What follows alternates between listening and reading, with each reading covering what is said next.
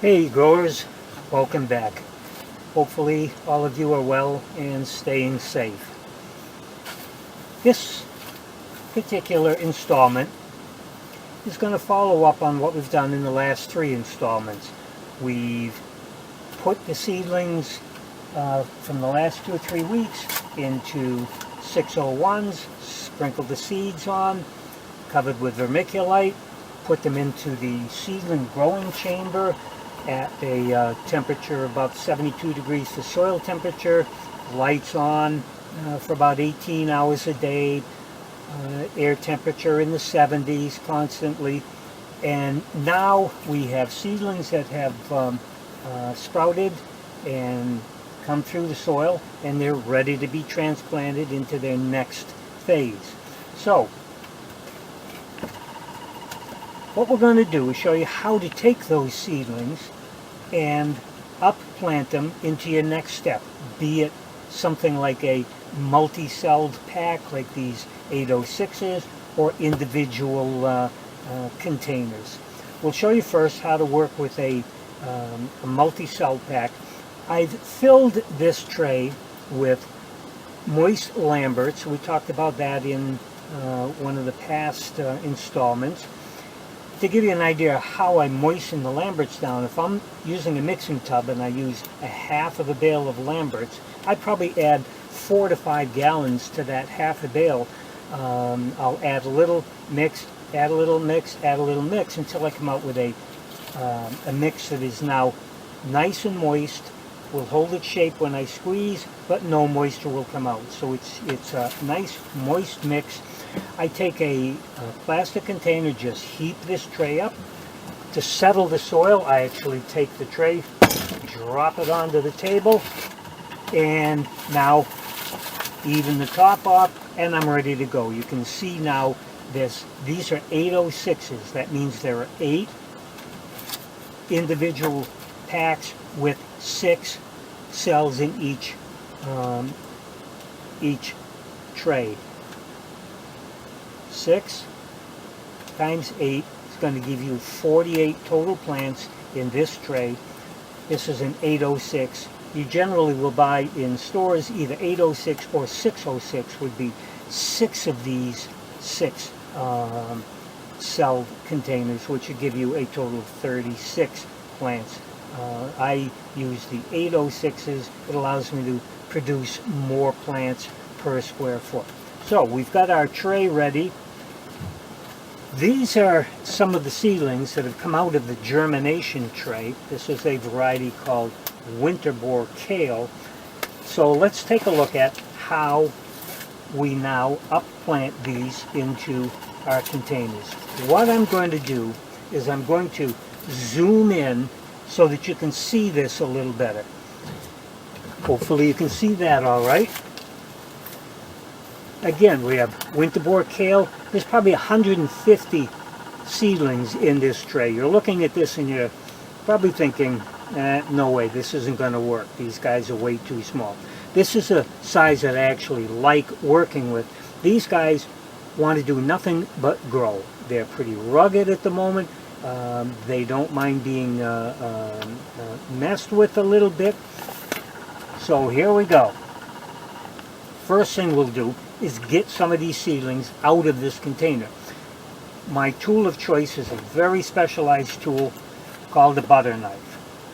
I'll just take the edge of the butter, the corner of the butter knife, just dig under a little bit, plop a little clump out, and you can see how these things want to fall apart. Cardinal rule, always grab by the leaf, never grab by the stem. If you grab by the stem, you have to crush the cells that transport water and nutrients up and down and actually kill the seedlings. Always grab by the leaf. If you grab by the leaf, these guys will, they're pretty forgiving. I can toss this guy around a little bit.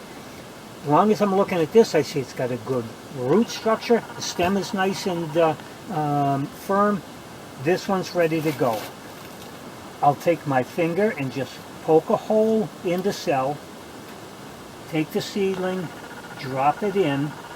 I'm going to turn this so you can see it a little. I'll just take my 4 fingers around the edge and just tamp down a little bit. Take another seedling, poke a hole, place it in, tamp down a little bit. We'll do one more. Take another seedling, set it in, tamp down a little bit. You'll notice I'm starting from the upper left-hand corner. The reason being, if I started from the lower right or in the front row here and worked backwards, I would be placing my arms and my hands down over the ones that I've already planted and probably crush them and kill the seedlings. So if I start in the upper left-hand corner, work across and down, I'll never be crossing over and crushing the seedlings. If we're working with an individual pot, you do exactly the same thing. Take your moist Lamberts, poke a hole, set the seedling in, and again, take your fingers just around the edges and tamp down just a little bit. That's as simple as it is. If you see a seedling that when you're pulling it out or when you've taken it out of the chamber, you can see a bend in the stem, this seedling won't make it. You might as well put it in the compost pile, or if you're a vegetarian, you can have it for lunch. So that's as simple as it is. It's not brain surgery or rocket science. The biggest thing is just being careful with the seedlings so that you don't crush the stems. When you get a mass of seedlings like this, you actually can just gently fiddle with the soil a little bit, grab the leaves, and I can just literally just tug these two apart, and they're fine. All of these are ready to go. So the seedlings, don't be afraid of the seedlings. If you take one and you happen to pull half of a leaf off of one, that's fine. As long as I haven't damaged the stem, those are just the seed leaves, you could plant that one, and this one will grow on just fine.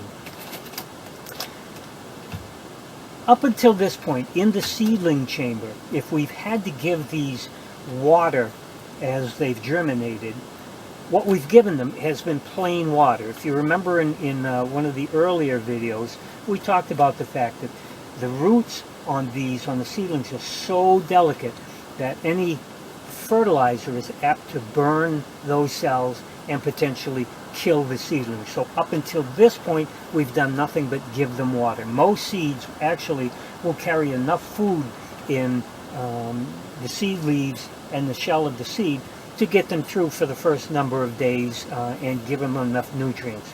But from this point, once we transplant them into their next larger container, now we have to start thinking about feeding these guys so that they will grow rapidly and grow strongly.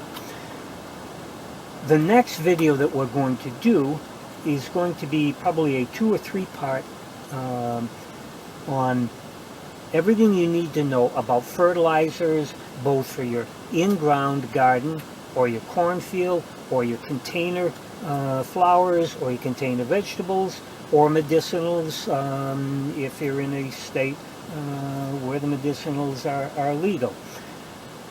So that's going to be one that I think is going to be very helpful to you and give you a much better understanding of how to get your plants to produce optimally this summer, to produce the most fruit or produce the most flowers. And after all, that's what we're trying to do, is get the highest level of productivity, the highest quality, but in the meantime make it require the least amount of work on your part. So the more you can follow the science of what your plants need to grow optimally, the better the quality, the higher the yield, and the more convenient and less time consuming it's going to be for you.